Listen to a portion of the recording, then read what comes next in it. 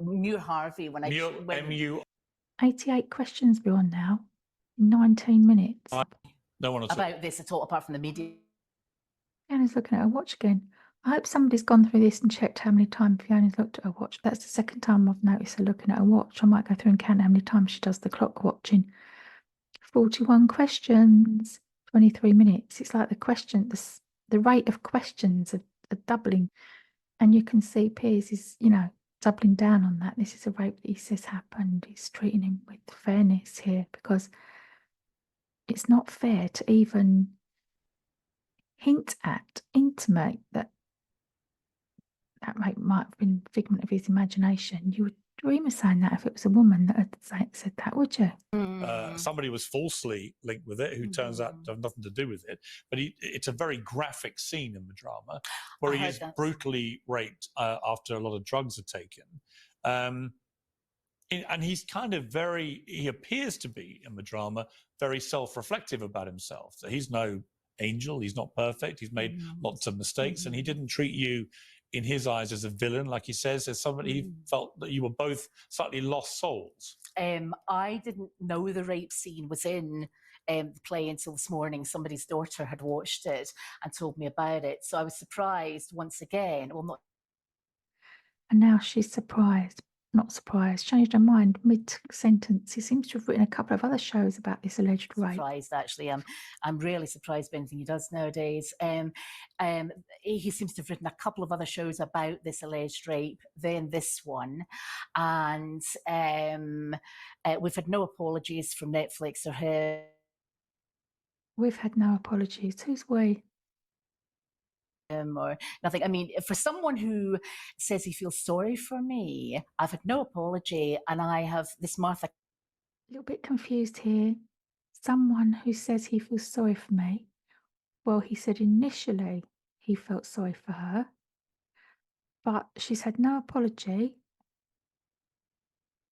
And then she says this Martha character seems to have smashed up a bar. Now, if this was a real person who'd smashed up a bar, and this is where it all gets blurred, isn't it? Because if the real Martha had smashed up a bar, would she be expecting an apology? Is she saying she wants the apology for the things that he's made up about her? Because saying he feels sorry for her, he's not saying he feels sorry for her now after all the things that he's claiming she's done.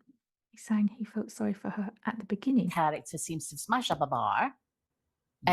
Sexually assaulted him in a canal, been to prison. There are a number of other allegations. And none of that is true. That's not true. He says that people shouldn't try to find out the identity of the real people in the drama. Do you give him credit for that? I mean, this is...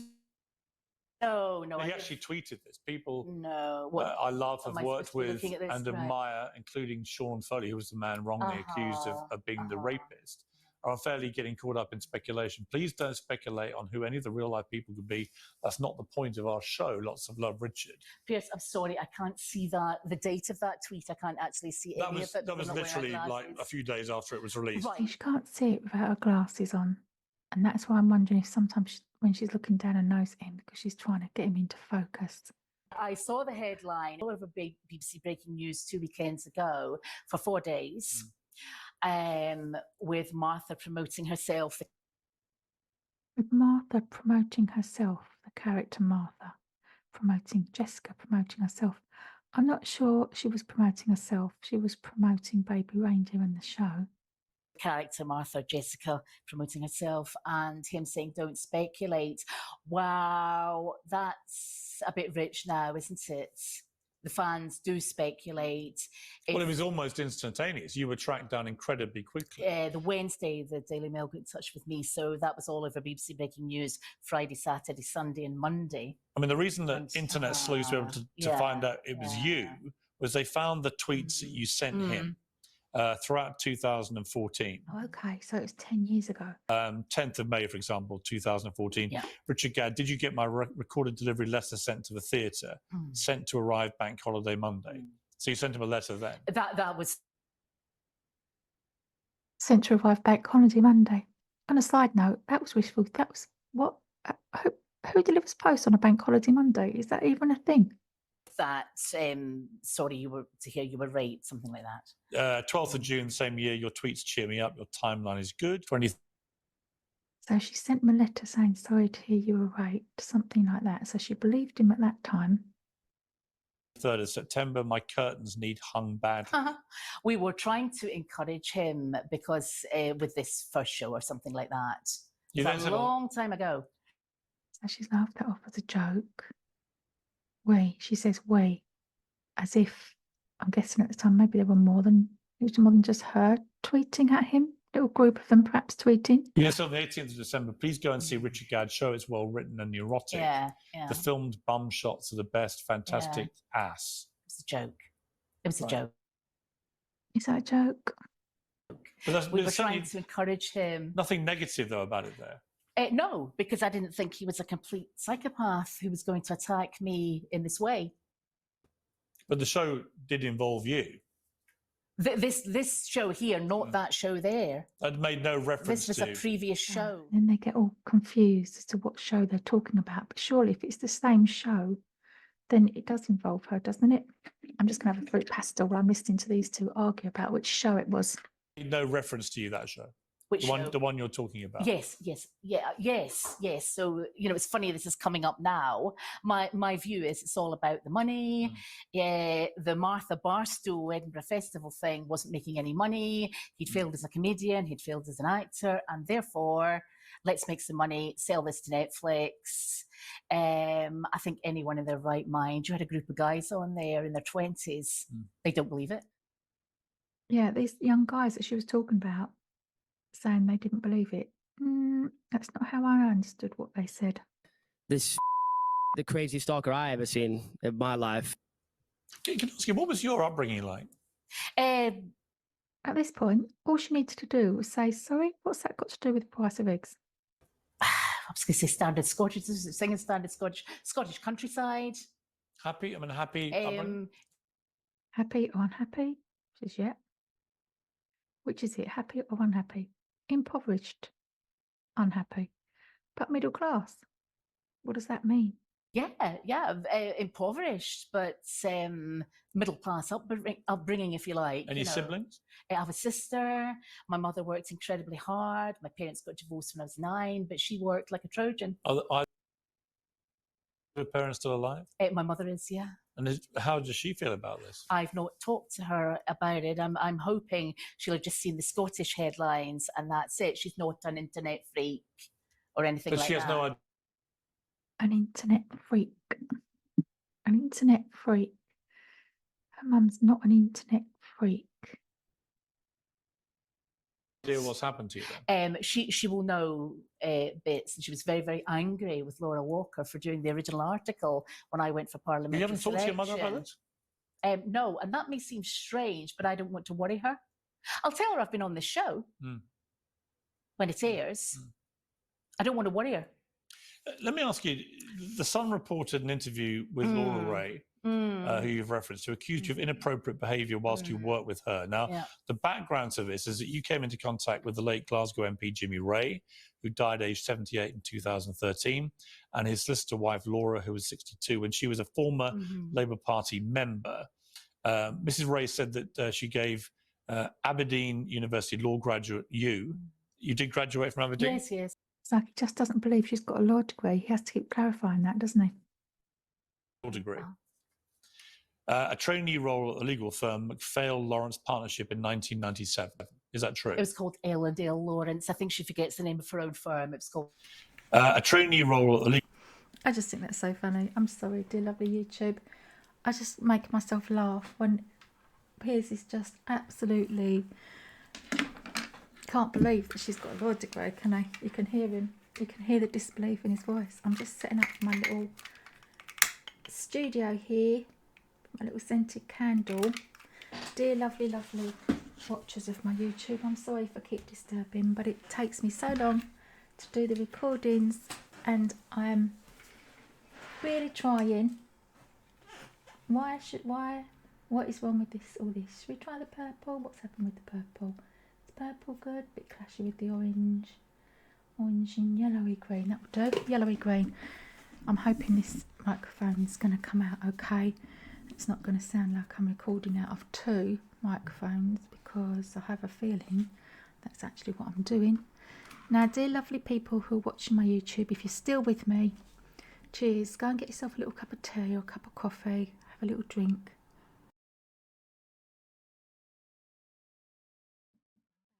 I'm back for round 310 of Fiona Harvey and Piers Morgan. Just having a little chat, little observation, what I think is going on here. But that's all true. She gave you a trainee job. She lured me away from another firm. She headhunted me from another firm because she needed someone to do employment law. And I'm pretty good at employment law, so... She said that she had to sack you days later because you were completely incapable of behaving yourself. I walked. Her staff were really, really rude to me. Most people, half the Labour Party had... Most people? Not going to be most people, is it? Half the Labour Party? ...been up there at one point or another and walked. She then said that following you leaving, obviously very quickly, that you then harassed her. You were then known as Fiona Muir, obviously, as you said, Muir Harvey. Mrs. Ray said she was so frightened she issued workers at her firm with personal alarms. You were then served an interim interdict to stop you from contacting the... See, she is nodding about being served this interim interdict. And she's not interrupting him, and she's not contradicting him, and she's not answering any of these allegations he's just put to her. Lawyer or her politician husband. Daily Record reported that. She messed up, I know, and I've still to speak to David about that, the author of that Daily Record article. She didn't. She messed up because I went into the Court of Session, the High Court in Edinburgh, to get countrywide interdicts, an interdict and an injunction in Scotland and England, because I was going to move to London anyway. She mucked up. Sorry, you went into court to get them yourself? Yes, but there was who? no need, against Laura Walker and Ginny Ray. But she said one was served on you. Yeah, that's nonsense. An interim checked this out. Well, again, there would be a public record of yeah, absolutely. And when she says she's checked it out, what does she mean she's checked it out? It's either served on her or it isn't. And she's saying she's checked it out with the court and it wasn't served on her. Well, if something's served on you, literally someone comes and knocks on the door, don't they? Or they leave it with your receptionist. You're going to know if something's served on you. So, again, she has to say, I've checked it out with the court, I've checked the record and it didn't happen.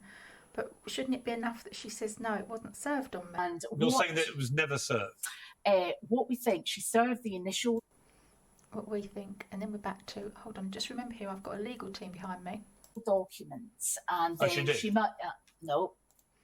She did. She served the initial documents. Oh, she did. No. She's literally saying yes and no to her own information that she's trying to bring forward here. She served the initial documents and then there was no hearing. It wasn't minuted for a hearing. I said she didn't fill up a second initial document. She then didn't minute for decree in absence. So there is no interim interdict in Scotland. Why would two people who have no contact with each other at all, Laura Ray and Richard Gadd, why would they both portray you as a very unpleasant harasser? I don't know why Richard Gadd has, but Laura Walker, it was certainly because I was going for parliamentary selection. The two different, you get my point, two different people. Yeah, but Richard Gadd has Googled that. Richard Gadd has used that as well, that's in the drama. Show. Is when they find out that you had previously harassed this family. I haven't harassed that family. I didn't harass that family. And also I worked for it in 1987, 88. The parliamentary selection wasn't until 2000. He Googled up. So there's a bit of a gap there with that timeline. What is going on? I worked for 87, 88. The parliamentary selection wasn't until 2000. Isn't she blaming one of these cries of harassment because of the parliamentary selection? Is she honestly saying that something happened in 87, 88 was because she was saying that because of her parliamentary selection in 2000? I don't know, I'm confused about that. Anyone? The article, because I knew he'd done that. I never went back to the Holy Arms. He was spreading it around Camden that I was a stalker. So you've never married? I know. Have you had relationships Boyfriends, yeah. with men? Oh. I mean, if you don't mind me being pure, I'm heterosexual. Yeah, I mean, how many relationships have you had? I told the staff that relationships were out of bounds. I told staff that relationships were out of bounds. A lot more than Richard Gadd has. So she's feeling pressured to answer this question. So where are her boundaries there? See, so she beforehand, she's made it clear that she's not going to be talking about relationships, and why should she? What have her relationships got to do with this charge of her being a stalker? And no one could blame her if at this point she just stopped and said, I'm sorry, I'm not answering questions. I'm sorry, lovely people, I'm tired. I'm not answering questions about my relationships. But then she gets reeled in, and her answer to that is a lot more than Richard Gadd has, I would say. Well, how does she know? It's a lot more than Richard Gadd has, I would say. I mean, he had a lot. Quite a few. Right. Well, I don't know if he had a lot. I don't know. I mean, I don't know how. And obviously now you're going, here's my point. Now you're going public. Then the men that you've dated over the years will see this. Yeah. They'll be aware of it. They'll hear you. I don't think if your next question is going to be, am I stalking them? I think. Okay. If your next question is going to be, no, his next question was really highly unlikely to be, are you stalking them? And then she says, I think the answer has got to be no. What does she mean? She thinks the answer has got to be no. Obviously, the answer has got to be no, hasn't it? Well, I just wonder how do you think they would view you? I think they are going to think what I... How are they going to view you is the question, and that's not the answer she's given. I think they are going to think what I think about Richard Gadd, that he's completely off his head. And I'm not worried about the current one because he's a lawyer, and he... Again, what on earth was she about to end that sentence with? So she didn't answer the question. I think about Richard Gadd, that he's completely off his head. And I'm not worried about the current one because he's a lawyer and he... So you currently have a boyfriend? Me, yeah. He's a lawyer? Yeah. In London? Doesn't matter where he is. It doesn't matter where he is, okay? So he's got up to 133 questions before she starts actively batting off Piers' questions. I'd rather... No, I understand, but how long have you been... 5 years, 5 years. You've been in a 5-year relationship. Yeah, so I don't... So what does he think? I don't want to drag him in. He thinks this is horrendous. She doesn't want to drag him into it, but she just sort of has. And she's given the information freely because she feels under pressure from Piers. All of my lawyer friends do, all of my professional friends do, other people do, and people are being really sympathetic. People I don't know are saying things like, are you getting hounded in the street? People are being really, really nice. I mean, anyone who does know about this. Here's the thing. I don't know the truth. You do. And you've been emphatic in the number of denials you're making here. That's right. But many of those things that I've put to you can be proven. You're talking about emails and an email. Well, she's picked up on the thing that can be true and proven, and she's saying the emails and the email trail thing. But he didn't say the emails. For her, obviously the way her mind is working, that's the first thing that comes to mind. Trail thing, all that, all of that. You're obsessed with. Sorry, I don't mean to be horrible. I'm not obsessed with anything. You've gone on at length for a good 10 minutes about the emails. Well, only because the emails. Because the vast number. Well, there's a huge number, and voice messages. The voice messages he's kept apparently, and there is. He was maybe taping me in the holy arms. He was maybe taping me in the holy arms. I don't know if he has got any voicemails. Okay, so again, we're in the realm of fantasy here, aren't we? There's an imaginary, how would he have got my voice recording? And then she thinks he's recorded her voice and turned it into a voicemail. And the only place he would have done that was in the pub, in the Holy Arms. I don't know if he has got any voicemails. If she hasn't called him, why would he have any voicemails? I don't know if he's got any voicemails. But if he has 350 voice messages and it's you... It doesn't mean the drama is true.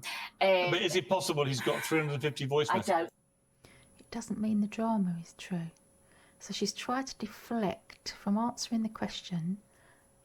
It doesn't mean the drama is true, meaning the whole rest of it is true. Even if he's got the voicemails, it doesn't mean the drama is true.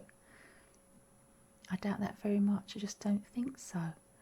Okay, again, how can you doubt that? Because if you knew you hadn't sent the voicemails, why would you have 350 voice messages? That very much. I just don't think so. You doubt it? Yeah, I doubt it. I mean, unless Wouldn't he's you be taping me. I mean, if you've never really contacted him, if he's He got could have three, been taping me in the Holy Arms, though. but if he's got 350, I've not contacted but if these him. are on his phone. Yeah, it doesn't matter whether they're on a phone, tablet, whatever they're on. I've not contacted But I'm curious, him. why would there even be a possibility of him having that number of voice messages from you? Because he's crazy, he wants to make this up. I mean, I've not phoned the guy. I don't have his number. Yeah, but you're not sure that he hasn't got those. I think the only explanation for having a voicemail. Huge number and voice messages. The voice messages he's kept apparently, and there He is was maybe taping me in the Holy Arms. I think the only explanation for having a voicemail. The only explanation of having a voicemail from me would be taping me in the Holy Arms. Well, taping her, that's still not a voicemail, is it? It's not the only way. Could have recorded her and given it to AI and got AI to make some phone calls and made it on a voice message. There's ways of faking voicemail messages, right? But this is her way. The only explanation for having a voicemail from me would be taping me in the Holy Arms. Also, he could have been working with someone else. Let's just stretch our minds the same way that Fiona Harvey is here and just speculate a little bit. He could have used someone else's phone to leave a voice message on his phone using AI, Fiona Harvey's voice that is created from a recording in a pub with me. Stretch your minds a little bit, dear viewers. For me would be taping me in the Holy Arms. That's the only place. or that you've left messages on his phone. That's the other explanation, which just didn't happen. You can't be sure. I can't be sure because I didn't have his number.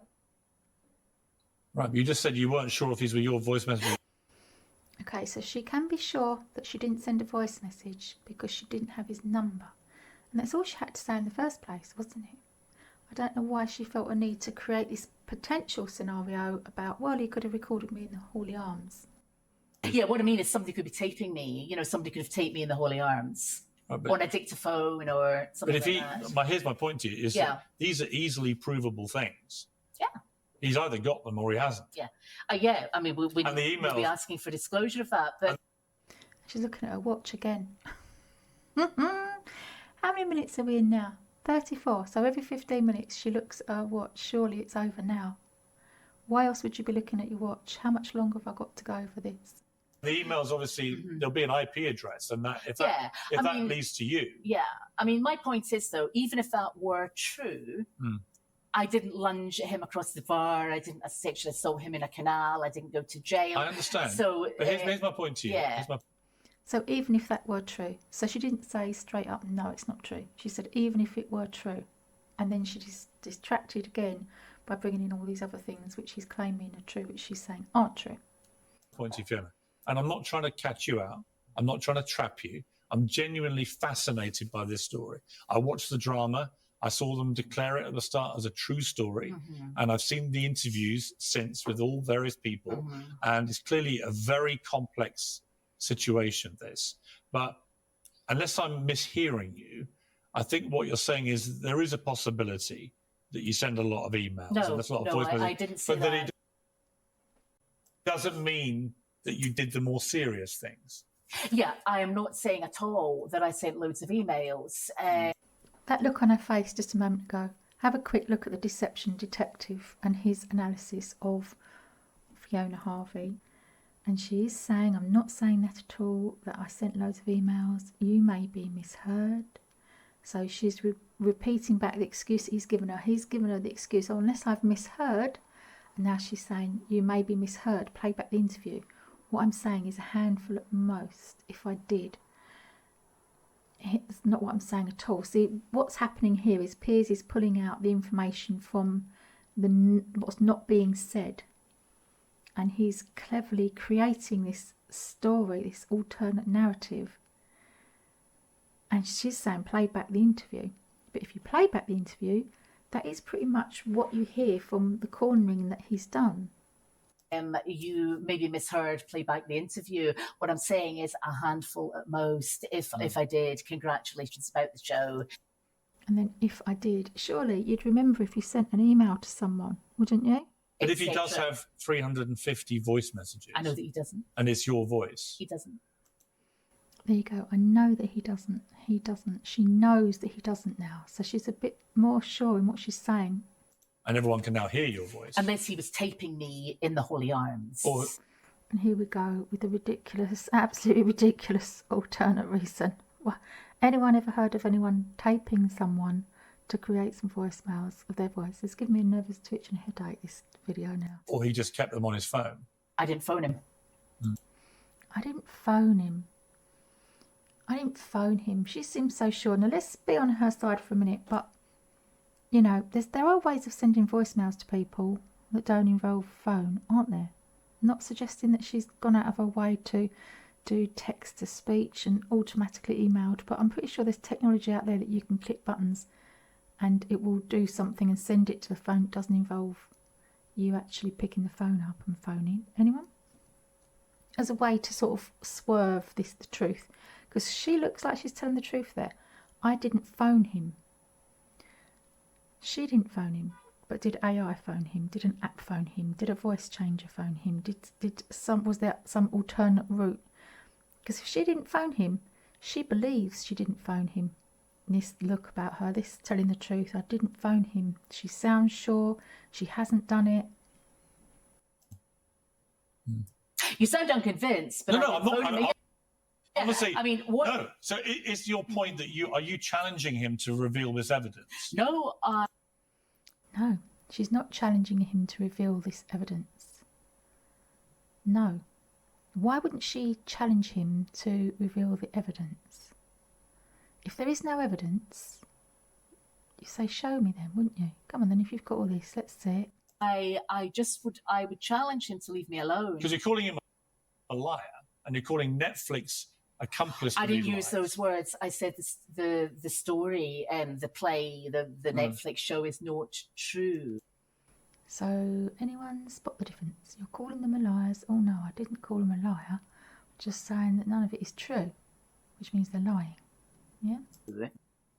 No, but if they say that you sent 41,000 emails, well, they are voice completely messages, wrong. All 744 They're completely wrong. So they are lying. They are lying. Yes, okay, yeah. In effect, he is lying. He is lying and they are lying. So she's trying to sort of make a distinction between him lying, him telling them the story and them believing it. So she doesn't know if he's lied to them and they're believing his words. She's saying he's lying and they are lying. But if they're believing him, are they lying? And they are lying. And in order for a dramatization to be true, it's got to be, the only defenses are veritas, I'm telling the truth, or the whole drama needs to be true. Sorry, is that two different reasons? There are only two ways. What? It's just one way. I'm telling the truth, or the whole drama needs to be true. They've billed it as a true story. That's only one thing, isn't it? They have billed it as a true story, so has he, and it's not. It's blatantly not. Even if the email thing was true, the rest is not. So why would you qualify that, Fiona? Sorry, why would I what? Why would you qualify that? Sorry, why would I what? Now she knows full well what qualify means, and she's realised that she's slipped up there, or she's sort of reconfirming what he's already tried to put in as part of that second narrative. What if the emails were true? What if you did send some emails? Well, I sent some emails. So you've done partially what you've been accused of. Why would I what? Now here, she's really cleverly deflected away from answering that question and tried to get him to clarify the question. Why would I what? Why would you suddenly qualify, even if it's true, about the emails? And she has learnt really quickly that Piers loves the sound of his own voice, and chances are he's not going to be able to stick to his original question here. Why would you suddenly qualify even if it's true about the emails? I'm just playing devil's advocate here. I'm just playing devil's advocate here. Okay, yes, so she's like being her own lawyer. It's like she's being two people.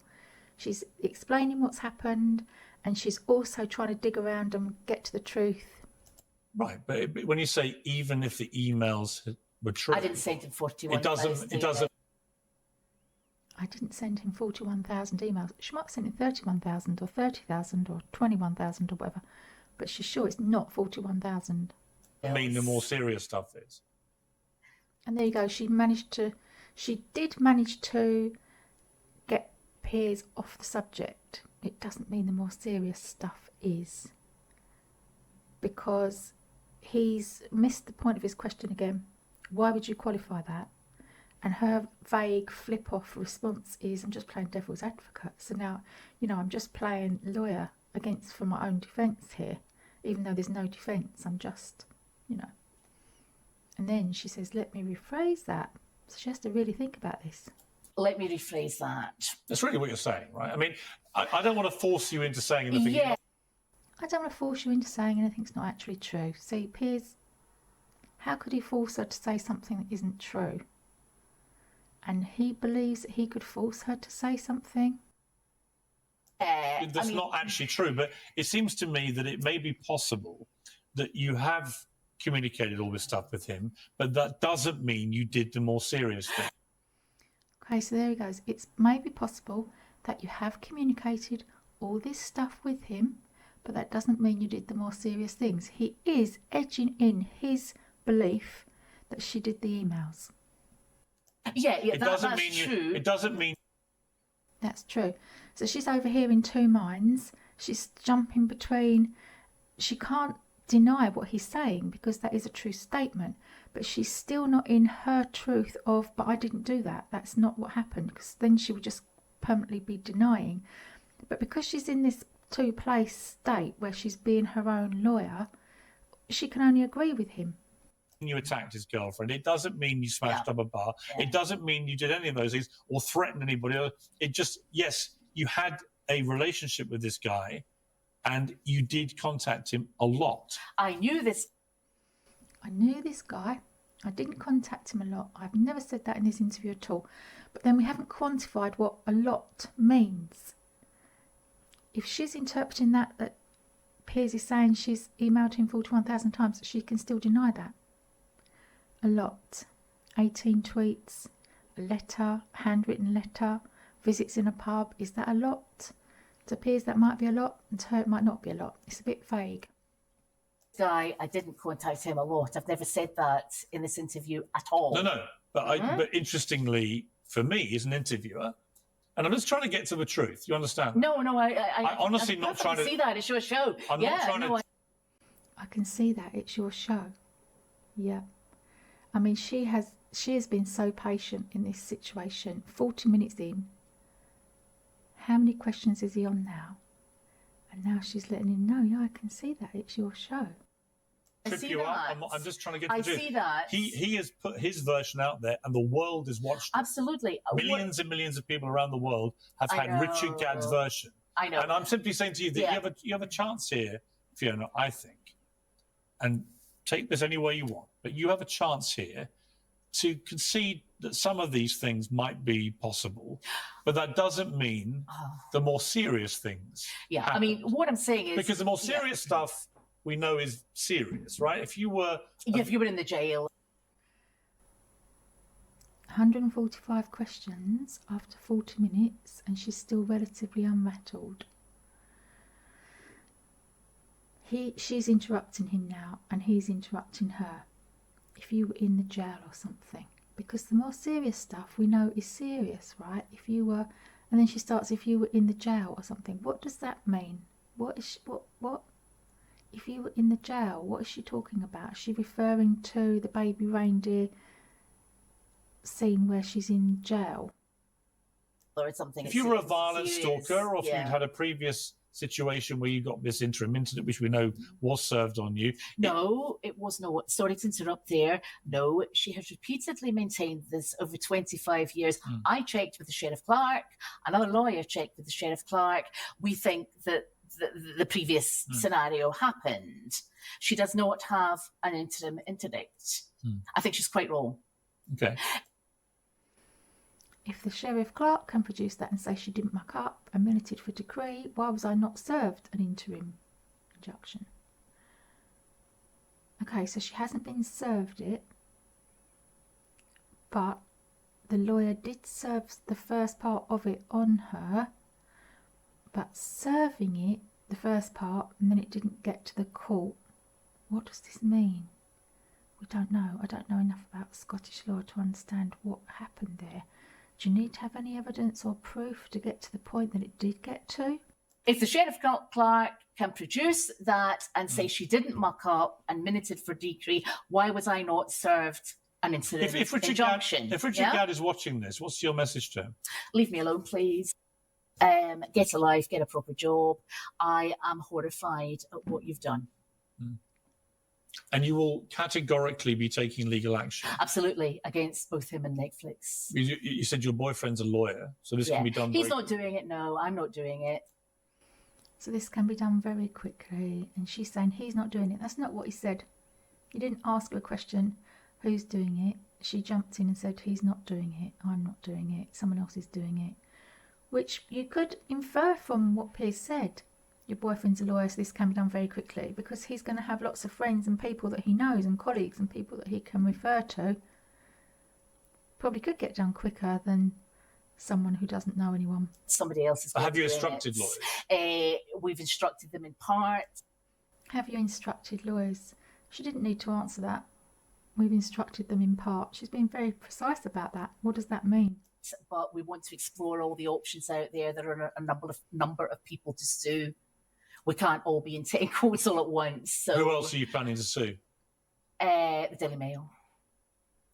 Anyone that's saying this is true and harassing me and that kind of thing. She's looking at Piers Morgan, wondering if she's going to be able to sue him after this interview. We have not had time to do everything. We, which really sounds like a team, doesn't it? It sounds like a team effort that she's now got people behind her, and if it's going to be worth millions, she's going to have people behind her. If the investigation, if you sue and there's discovery, and it turns out that 41,000 emails did come from a device belonging to you, how would you feel about that? I would. Didn't answer. No answer. I wouldn't be suing if I thought there were 41,000 emails out there, which is a strong response. But it's not the answer to the question, how would you feel about that? I think she's learnt, hasn't she, that when he starts with his if fantasy world, imaginary land, she's bringing it back to reality quite easily now. She's given up the feeling that she has to be nice to him or get on with him or any people pleasing going on here. She's just realised, hold on, he's not on my side. I don't know if when she sat down she really thought he was going to be on her side more. I wouldn't be suing if I thought there were 41,000 emails out there. You understand how easy it is to find them? I understand completely. If they did exist and you're categoric that they didn't, it would obviously it wouldn't blow the whole case. It wouldn't blow the whole case. Well, is this her playing devil's advocate again? The whole case, it wouldn't blow the case against Netflix and it wouldn't blow the case against him. No, you might well have making out it's a true story. No. If you see what I mean, I'm back to my original position. I understand, and I understand that it's obviously put your life into a very difficult position. It's very and their central claim that they made all this effort not to lead to you being identified, I don't think stands water. I don't think it stands water. To me, it's pretty. I could have listen. I've been a journalist 40 years. I could have discovered it was you in about 10 minutes. But he couldn't discover it was her if it wasn't her. I thought she'd been arguing all this time that she wasn't Martha and she couldn't be Martha because she didn't send the emails. And yet at the beginning she said she discovered it was her. She knew it was her, but it's not her. In about 10 minutes? Yeah. Once I'd watched Yes, I agree. I discovered it was me when I saw the BBC breaking I discovered it was me. News Baby Reindeer show at the Edinburgh Festival when I was Googling up just the news that day. just the news that day or the weather. And this extra specific information makes me feel as though she's got a Google alert on for baby reindeer or something, or Edinburgh Festival and his name. The weather or something, and this came up, and he was holding up a placard or a newspaper article, MP's wife stalker. All you need to do is Google that. MP's wife stalker. All you need to do is Google that. Is that really all you need to do? Has there only ever been one MP's wife who's had a stalker? Then I saw the name of the show and I thought, bloody hell, what's he up to? And I tried to get a friend to go see the show. Now, how did Richard Gadd know that she had been accused of stalking before? Did she mention that earlier? Anyone? Oh, because she was based in Edinburgh, but she was on holiday. Nobody I know had seen that show either. So I was really shocked. I was very upset for 2-3 days. And then the general plan of action. Look at this. This is great, isn't it? The general plan of action. It's as if it was the worst idea ever amongst my close friends, right? But she is the person who made the decision. So she's thinking that she listened to her friends and it was just the worst decision of her life. Among my close friends was, look, just, let him get on with things. He's not going to be that damaging. You don't really know him. This will go away. When did you last have any contact with him? Famous last words. Years ago. Do you remember when? Years ago, no. I left the Holy Arms. No date. Doesn't know when. Didn't go back. He was calling me a stalker and things. And there were various things happening in the Holy Arms. So now we have a distraction. And let's just have a look and point the finger again at people in the Holy Arms. I left the Holy Arms, didn't go back, and he was calling me a stalker and things. There were various things happening in the Holy Arms. Other women were warning me about them and everything. Yeah. About him? About him and others with bad conduct. Now, what has that got to do with him? Others with bad conduct. Now, most pubs, I've been watching this for too long. A lot of pubs you will find people with bad conduct, right? You find people with bad conduct in a lot of places.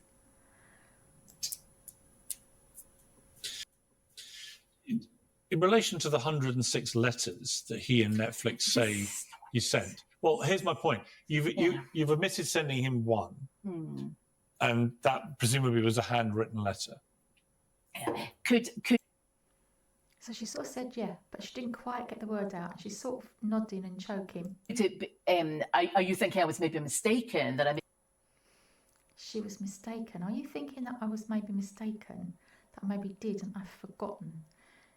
So she's not answering, although she sort of answered. She choked out yes.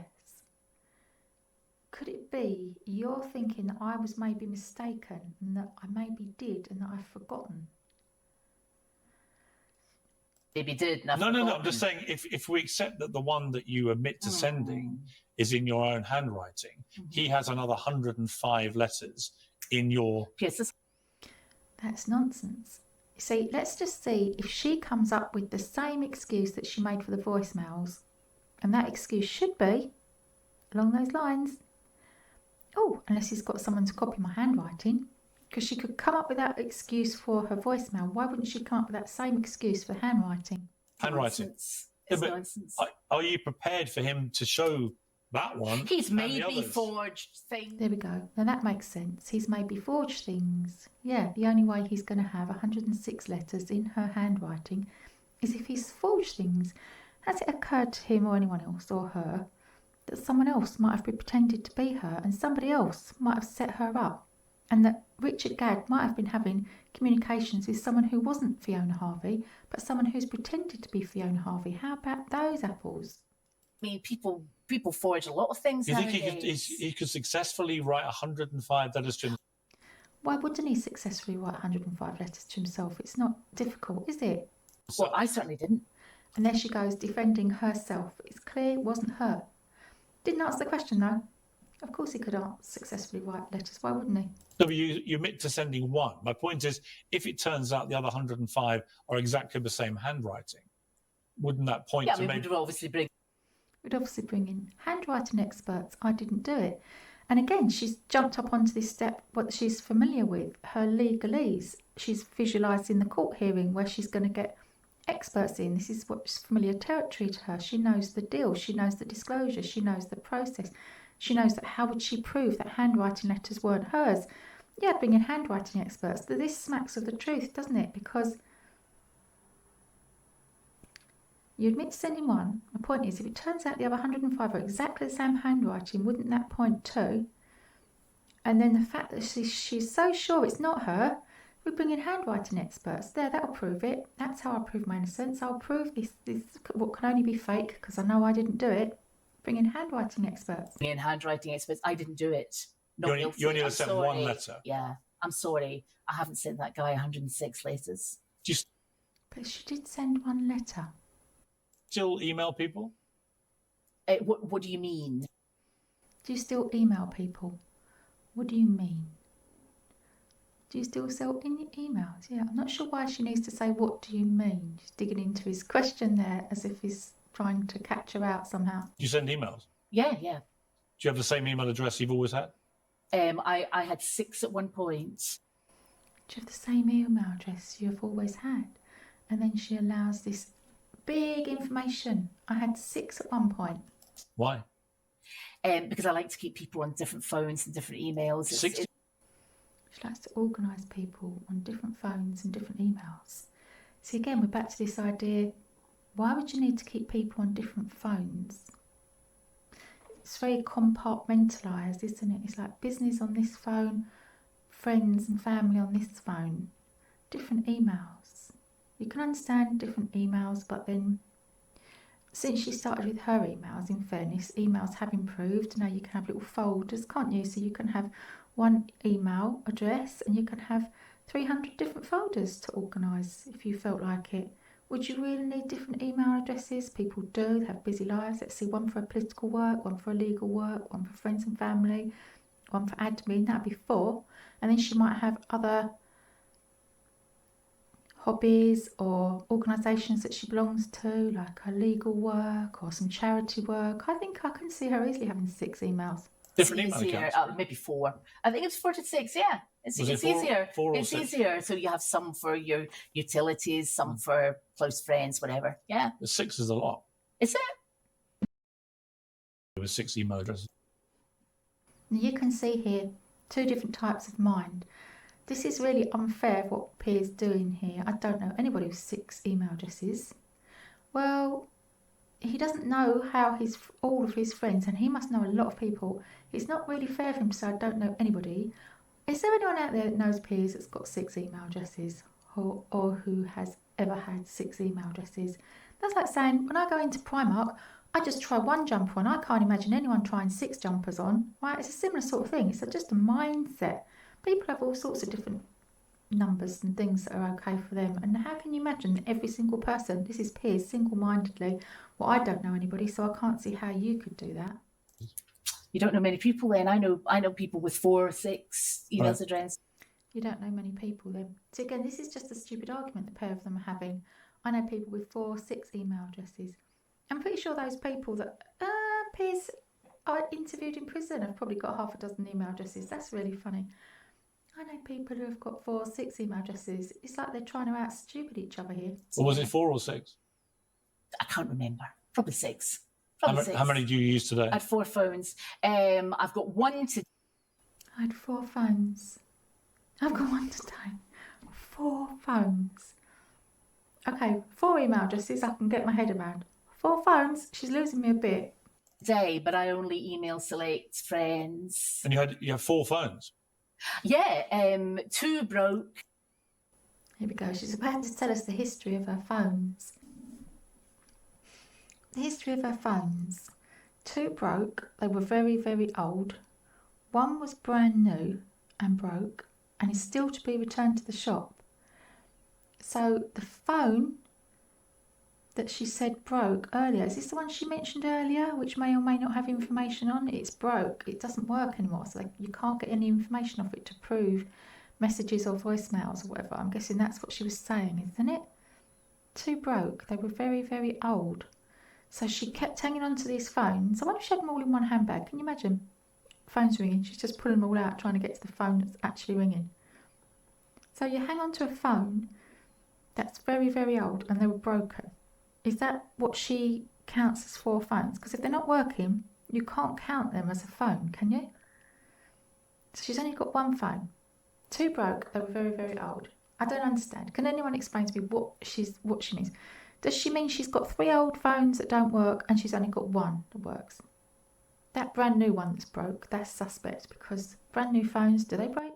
They were very, very old. One was brand new and broke and is still to be returned to the shop. I like keeping people on separate phones as well. And maybe that makes me a maniac or a stalker or something. But if you've got somebody on about your electricity bill or somebody on about some work. You've got somebody on about your electricity bill. You still only can talk to 1 person at a time.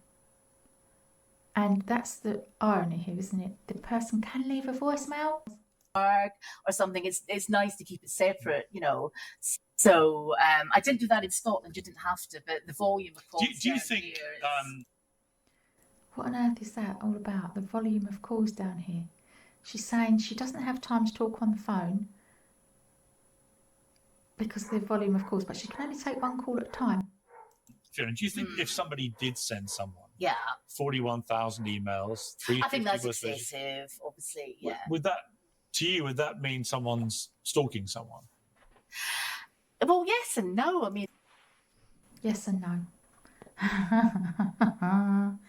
100 emails a day, not stalking. It's definitely harassment, isn't it? Even 100 emails a day that are nice and that you want to hear from somebody. There's a limit, isn't there? It could be you know, it could be your wife. It could be you know, you're maybe sending emails every day about the kids or something like that. I don't know. 41,000 is a lot. That's how many a day? My maths isn't working this time of night. But it's a lot. It's a lot. Yeah. So her maths isn't working this time of day. If you'd been accused of sending 41,000 emails, wouldn't you have got the calculator out? I think I would. That doesn't necessarily mean they're stalking somebody. They could be great friends. You know, they could have been friends for 50 years or something. Was he ever your friend, Richard Gadd? No. Staff asked me that as well. No, I don't. What's that got to do with staff asking her that as well? No, I don't think so. So again, she doesn't think so, but she doesn't know. She's not sure. She's saying no. I think so. But you had a lot of banter with him. Yeah, but banter's one thing. Scottish banter down here is quite kind of welcome. You know, it's not really fun city, is it? It's not jokey city. Were you ever in love with him? Yes. Is that a serious question? Yes. The answer's no. Is that a serious question? Yeah. No. It's not a question of, by his own admission, he has said that he led you on at times. And he clearly I gave him the brush off. He asked me to. Okay, he said that he led you on at times. She's saying I gave him the brush off. He asked me to sleep with him with a big green spot on his face one day. I said, no, I'm sorry, I'm not interested. The big green spot on his face, was there a need to say that? And this is definitely that injured pride talking, isn't it? Because Piers, by his own admission, has said that he led you on at times. Like he's admitted that he led her on, puts her in a position of being the needy one, the person that is less than, that can be led on unfairly. And she's reacting to this. I gave him the brush off, absolutely, brush off, which is quite harsh. He asked me to sleep with him. She didn't need to give that information. With a big green spot on his face, didn't need to give that information. I said, no, I'm sorry, I'm not interested. I think this is ego and pride talking here. Sleep with him with a big green spot in his face one day. I said, no, I'm sorry, I'm not interested. He asked you to do what? He asked me to sleep with him. He said, would I like my curtains fixed? And I laughed. And he said, that's a euphemism. Do you want me to come home with you? And I said, I've got a boyfriend.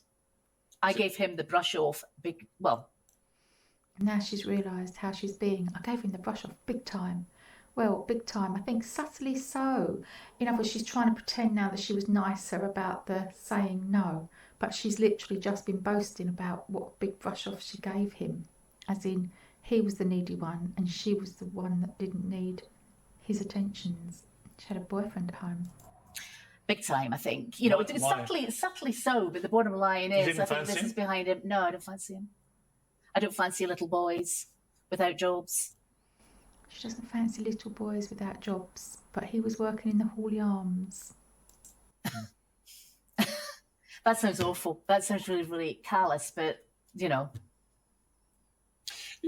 People will watch this, who've watched the Netflix series, and like me, they will be trying to work out where the truth lies. It seems to me that either you're innocent in the way that you've claimed to be, and you've been horribly defamed here. I think at the very least, the Netflix duty of care and Richard Gadd's duty of care has been a spectacular failure. I agree. Right, regardless of anything else, regardless of your culpability of anything, the duty of care has failed because people identified you incredibly quickly. So they've made this what they say is a true story, and everyone's worked out it's you. It's a true story. They've worked out it's her. Or they're applying this true story to her mistakenly, or the story isn't true. And the picture they paint is of a completely crazed stalker ruining a man's life. Albeit he accepts that some of his behaviour may have led the... Can I ask a question? Do you happen to know how much he's made out of this? Yep, she's just not answered that question. Can I ask the question? That's the first question. Do you happen to know how much it's made out of this Netflix thing? And then Piers is bitten at that because he's interested in that as well. Netflix thing. I would imagine several £1 million. Yes, I would say 3 to 4 million. A lawyer I know well thought he was a wee nobody, and he suggested 750 to 100,000. I said, no, I think you're looking more about 3 or 4 million. And I think the more he publicises, it goes up, you know, according to how much it's streamed. According to how much it's streamed, it's a global phenomenon. It's gone all around the world. I wonder how much he's made out of it. And how much is it going to cost Netflix when some lawyers get on it? I don't know. I don't know the contract they signed. I think he's done bloody well out of defaming. Do you resent that?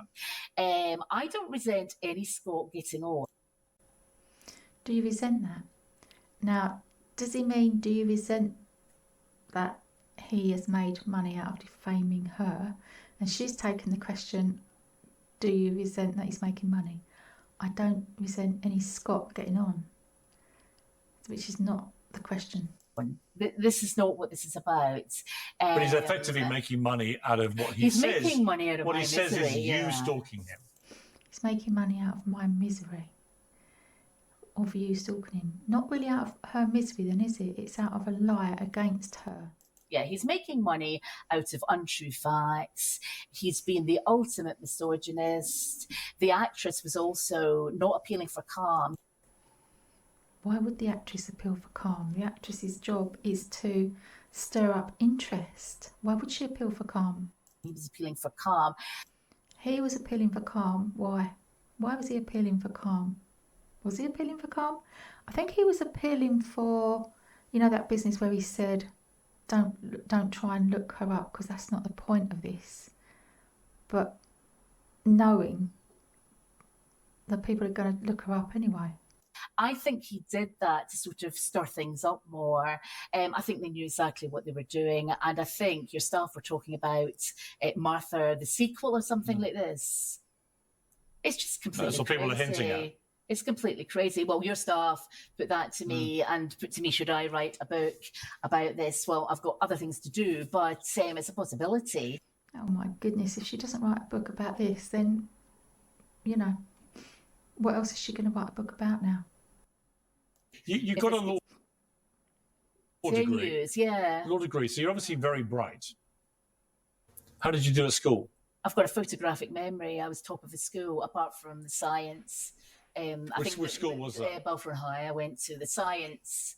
Person got the most marks because you can get 99%. How many O and A levels did you end up with? I got 6 hires, 2 SYSs, and they were all most were A-band ones, which was when.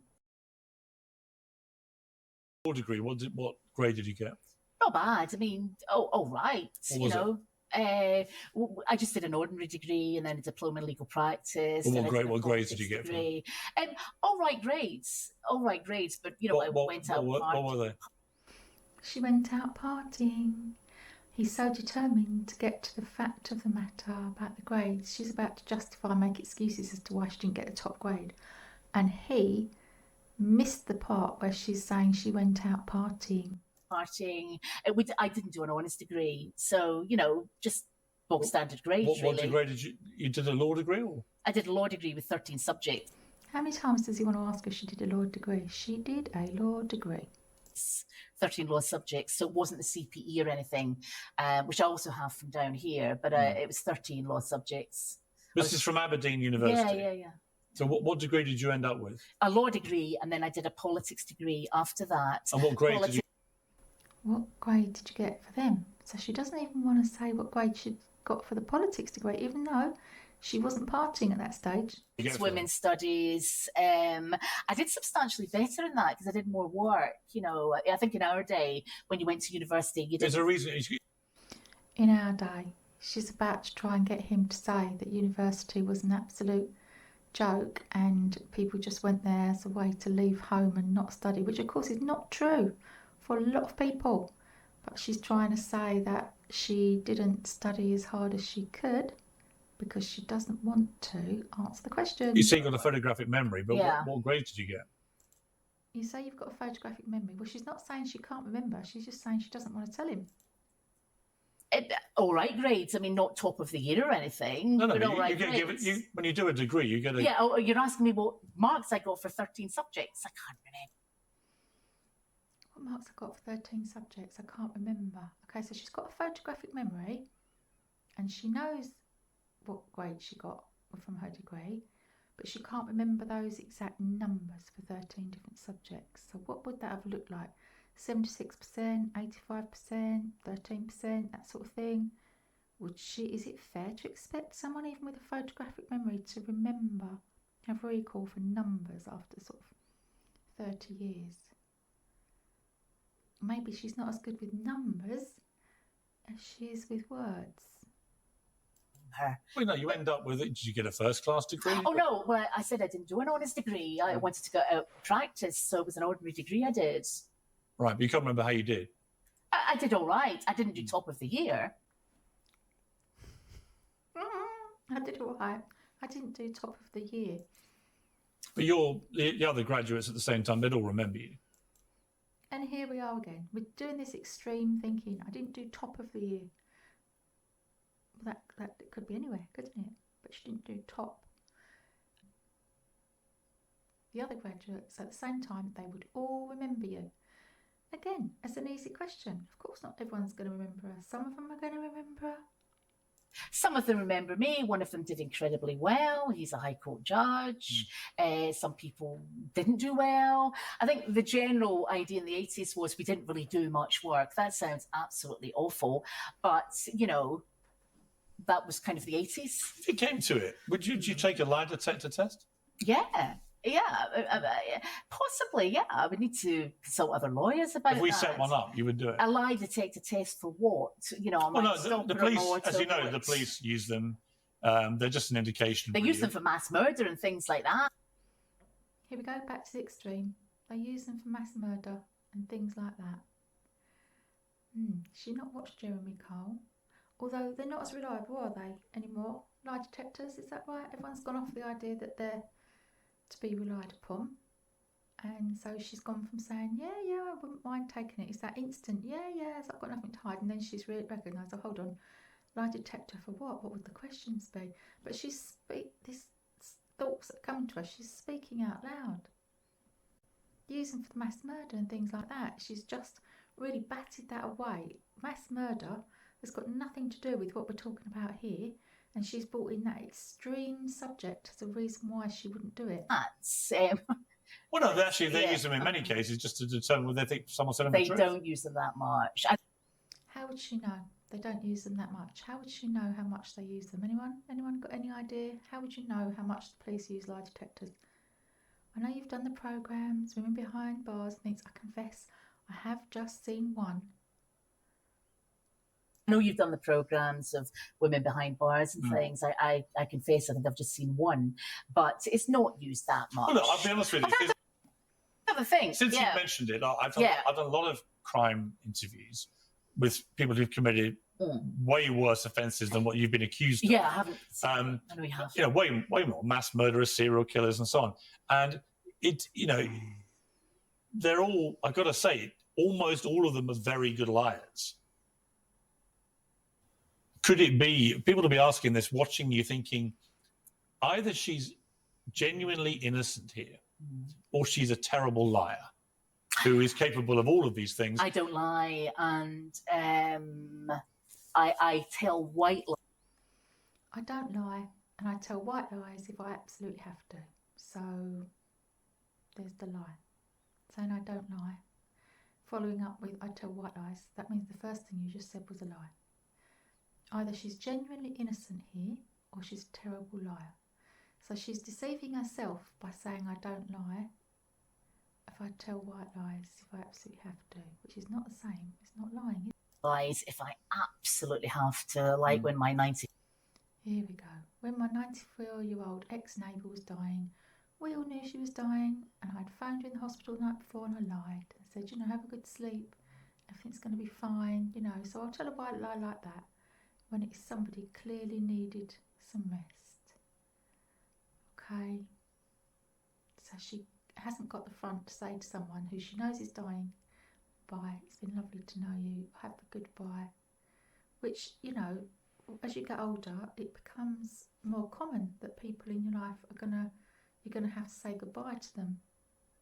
But she wanted to tell a white lie because that's the kindest thing to do to a 94-year-old. Does she think the 94-year-old didn't know she was going to die? So everyone knew she was dying. You're saying the 94-year-old didn't know she was dying. This is one of those stories where it's, look at me, look how good I was. I didn't tell a 94-year-old she was dying. I was just nice to her and said, have a good sleep, everything's going to be fine. So she lied to her, probably completely unnecessarily, because I'm sure the 94-year-old would have already known.